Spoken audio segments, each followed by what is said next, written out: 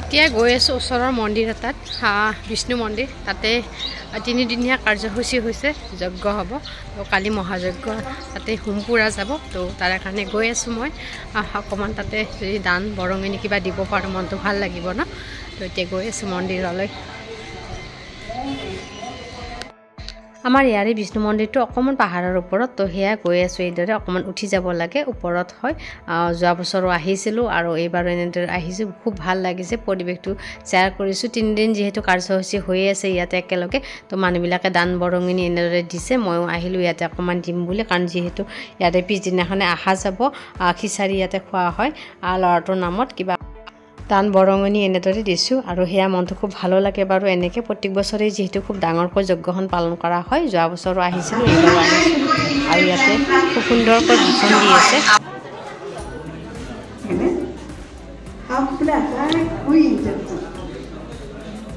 আহিলোঁ, এতিয়া ঘৰত যাওঁ। কালি আহিম বাৰু ইয়াতে চাকি জ্বলাম বুলি ভাবিছোঁ, সেৱা ল'ম কালি। আৰু এতিয়া গৈ থাকোঁ, ল'ৰা আহি পাব স্কুলৰ পৰা। কিছুমান নিজা বৈশিষ্ট্য থাকে, নিজা গুণ থাকে, সেই গুণটো যাতে আমি ফুটাই ঘৰলৈ আহিলোঁ। আহি কিনে এয়া আঞ্জাখিনি কাটিলোঁ, কাটি কিনে এইখিনি পনীৰখিনি বনাম বুলি ভাবিছোঁ। ল'ৰাটো স্কুলত গৈছে যিহেতু, তাৰ কাৰণে অকণমান পনীৰ বনাব লাগিব আজি। তো সেয়া আদা নহৰুৰ পেষ্টখিনি দি দিছোঁ, পিঁয়াজ জ্বলা এনেদৰে তেলতে দি দিছোঁ। 2 মিনিটমান সময় এনেদৰে ভাজিছোঁ, কেঁচা গোন্ধটো যোৱালৈকে। আৰু ইয়াতে অকণমান মছলা ব্যৱহাৰ কৰিছোঁ, ধনিয়াৰ গুড়া, জিৰাৰ গুড়া আৰু অকণমান হালধি। এইখিনি মছলা বেলেগ আৰু একো দিয়া নাই। আৰু এয়া কেপচিকেন অকণমান কাটি থৈছিলোঁ, সেইখিনিও দিওঁ। মই খুব ভাল পাওঁ কেপচিকেন দি বুলিলে, টেষ্টটো ভাল হয়, জ্বলা জ্বলা ফ্লেভাৰ এটা আহে। তো সেইকাৰণে দিয়া হয়। কেপচিকেম অকণমান দি দিলোঁ আৰু বিলাহী এটা এনেদৰে কাটি দিছোঁ।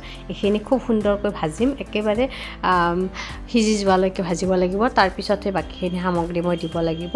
আনফালে মই কি কৰিছোঁ, ফুলকবি অকণমান আৰু মটৰ আলু এনেদৰে গৰম পানীত দি থৈ দিছোঁ, কাৰণ যাতে ফুলকবিৰ যিটো সাৰ থাকে সেইটো গুচি যায়। তো এনেকৈ এইফালে এইখিনিও সিজি গ'ল খুব সুন্দৰকৈ, বিলাহী আৰু কেপচিকামখিনি। এতিয়া ইয়াতে অকণমান আৰু মই পানী দি কিনে ভাজিম, যাতে গোন্ধটো নাথাকে। এনেকৈ খাবলৈ খুব সোৱাদ লাগে। কেপচিকামখিনি খুব সুন্দৰকৈ সিজি যায়, বিলাহীখিনিও সিজি গ'ল। এয়া পানী দি কিনে আৰু অকণমান ভাজি লৈছোঁ। 10 মিনিটমান সময় মই এনেদৰে বিলাহী আৰু কেপচিকামখিনি ভাজি লৈছোঁ। এতিয়া ভাজি লৈ উঠি ইয়াতে মই এয়া মটৰ, আলু আৰু ইয়াত ফুলকবিখিনি এনেদৰে দি দিছোঁ। এতিয়া গোটেইখিনি লগ লাগে কিনে ভাজিম। এনেকৈ ভাজি খায়ো ভাল লাগে বাৰু, কিন্তু মই ইয়াতে আজি পনীৰ ব্যৱহাৰ কৰিম এনেকৈ, কাৰণ মটৰ কম আছিলে, সেইকাৰণে আজি ফুলকবি দি দিছোঁ। এনেকৈ খাবলৈ বহুত টেষ্টি হয়, এদিন বনাই খাব আপোনালোকে। তো এনেকৈ অকণমান ভাজি ল'লোঁ, লৈ কিনে ইয়াতে অকণমান মই গৰম মছলা ছটিয়াই দিছোঁ, গুড়াটো। তো এনেকৈ অকণমান গৰম পানী দি দিলোঁ আৰু অকণমান উতলিবলৈ দিব লাগিব। উতলাৰ পিছত মই ইয়াতে পনীৰখিনি দি দিম। আৰু সেয়া অকণমান ঢাকনি লগাই দিছোঁ। ঢাকনি লগাই দিয়াৰ উঠাৰ পিছতে এইখিনি পনীৰখিনি মই এনেদৰে দি দিলোঁ ইয়াতে। এতিয়া মই পনীৰখিনি এনেদৰে অকণমান সিজিবলৈ দিম ইয়াতে আঞ্জাখনত। আৰু সিজাৰ 10 মিনিটমান পাছতে আঞ্জাখন খুব সুন্দৰ হৈ গৈছে, খাবলৈ টেষ্টি হৈছে। আৰু ফুলকবিখিনি ভাঙি দিয়া নাই, ভাঙি দিলে খাবলৈ বেয়া লাগে। তো এনেকৈয়ে থৈ দিছোঁ। সঁচাকৈ খুব খাবলৈ টেষ্টি হৈছে, মছলা বেছি ব্যৱহাৰ কৰা নাই। এয়া আমাৰ পনীৰৰ আঞ্জা হৈ গ'ল। মেখেলা চাদৰ পিন্ধি লৈছোঁ আৰু চাকি কেইগছিমান সকলোৰে নামত জ্বলাই থৈ আহোঁ। খুব দৌৰাদৌৰকৈ ওলালোঁ। ল'ৰাটো নাই বাৰু, স্কুলত গৈছে। ময়ে ওলাইছোঁ অকলে আজি। তো এতিয়া গৈ আহোঁ, গৈ কিনে তাৰে পৰিৱেশটো আপোনালোকৰ লগত শ্বেয়াৰ কৰিম। মছলাটো লগাওঁ। এতিয়া মই 2nd ফ্ল'ৰৰ পৰা এনেদৰে তললৈকে নামি আহিলোঁ আৰু এতিয়া গৈ আছোঁ। এইবাৰ অকলে যাবলগীয়া হৈছে, বেয়াও লাগিছে বাৰু, যিহেতু টাইমটো নিমিলে সকলোৰে লগত। সকলোৱে বেলেগ বেলেগ সময়তে যাব, সকলোৰে নিৰ্দিষ্ট কাম থাকে। তো সেয়া ময়ো সেই ল'ৰাটোক স্কুলত থৈ আহি কিনে এনেদৰে ওলাই আহিলোঁ। আৰু ইয়াতে অকণমান মই এয়া চাকি কেইগছিমান লৈ লৈছোঁ, তেলৰ চাকি সকলোৰে নামত ঘৰৰ জ্বলাই দিম বুলি ভাবিছোঁ। এনেদৰে ইয়াতে লৈ কিনে এতিয়া মই ওপৰলৈ উঠি যাব লাগিব।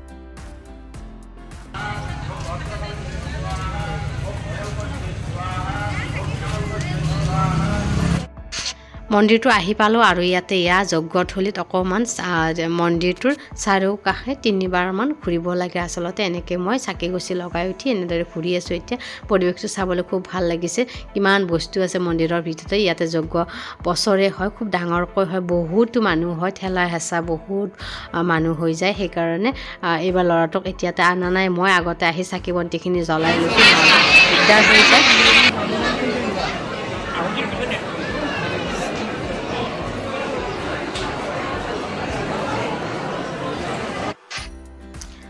আৰু ইয়াতে ওচৰৰ মানুহ বহুতো আছে আৰু কিমান মানুহ দেখিছে নহয় আৰু চাৰিওকাষে একেবাৰে মানুহ নধৰা হৈ গৈছে যিহেতু আহুতি দিয়া হয় আহুতিৰ কাৰণে নাৰিকল দিয়া হয় আছিল নাৰিকলৰ আহুতি দিয়া হয় ইয়াতে সকলোৱে নাৰিকলবিলাক লৈ লৈ এনেদৰে ৰখি আছে আহুতিৰ দিয়াৰ সময়লৈকে তো সেয়া মই অকণমান দেৰিকৈ কৰিলোঁ আহিলোঁ বাৰু সেইকাৰণে বহুত মানুহ যিহেতু ভিৰ হয় তো এনেকৈ অকণমান মন্দিৰৰ চাৰিওকাষটো শ্বেয়াৰ কৰিছোঁ জাগাই নাই থিয় হ'বৰ কাৰণে ইমান মানুহ হৈছে বাৰু চাৰিওফালে মানুহ আৰু সেয়া ইয়াতে অকণমান ৰখি দিছোঁ আহি কিনে তাৰপিছত মই আকৌ ঘৰলৈ আহিলোঁ কাৰণ ল'ৰাটোক লৈ যাব লাগিব কাৰণ কিছু কাম কৰিলোঁ সি থাকিলে দিগদাৰ হয় অকণমান যিহেতু সি দৌৰি থাকে তো সেয়া তাক লৈ কিনে এইবাৰ আহিলোঁ ঘৰৰ পৰা দুয়ো অকণমান বহিলোঁ ইয়াতে বহি কিনে এয়া মন্দিৰৰ যজ্ঞ আৰম্ভ হয়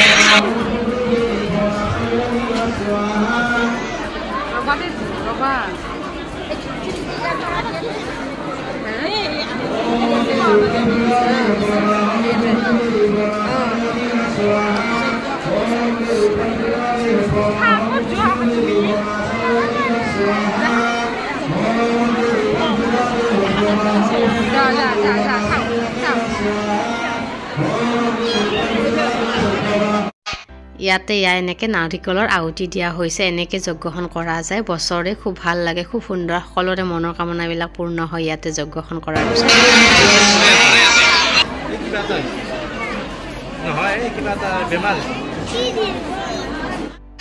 সঁচাকৈ আহি কিনে যজ্ঞত বহুত ভাল লাগিল মনটো যে ইমান ভাল লাগিল পাতল পৰি গ'ল সঁচাকৈ সকলোৰে নামত চাকি গছি জ্বলাই দিছোঁ বহুত ভাল লাগিল পৰিৱেশটো ইয়াতে তাৰপিছতে আমি যজ্ঞৰ গোটেই আহুতি চাই কিনে এনেদৰে অকণমান প্ৰসাদ খাবলৈ আহিলোঁ খাবৰ কাৰণে বহিছোঁ ল'ৰাটোকো দিছোঁ বাৰু সি কিন্তু নেখালে আৰু এনেকৈ গোটেই মানুহ ভৰি গৈছে তো এয়া আমিও খালোঁ বাৰু আৰু খাই কিনে এতিয়া ঘৰলৈ আহি আছোঁ